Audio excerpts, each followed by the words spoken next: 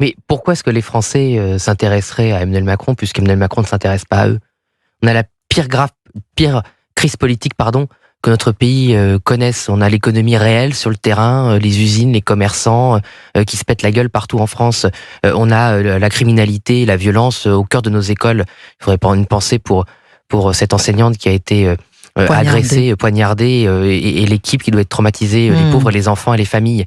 Et donc pendant qu'on a une crise qui l'a totalement provoquée par une dissolution, surtout une campagne de barrage républicain contre le Rassemblement national pour empêcher en fait toute majorité et toute solution politique, eh bien il se pavane dans le monde entier.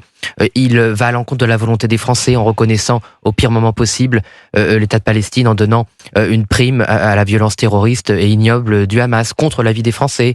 Il a des positions internationales qui sont en rupture totale avec la civilisation française et l'héritage du général de Gaulle, tel que les Français veulent le voir prospérer. Donc c'est logique. Donc les Français, ils ont payé pour voir, ils ont payé très cher, et maintenant quand le président de la République, moi je le regrette, se perd dans des discours qui n'ont plus rien à voir avec le quotidien et la réalité de la France, eh bien les Français ils zappent, et je crains malheureusement qu'Emmanuel Macron, même ça, le ne le voit pas. décalage. Jean-Philippe Tanguy, député RN sur Europe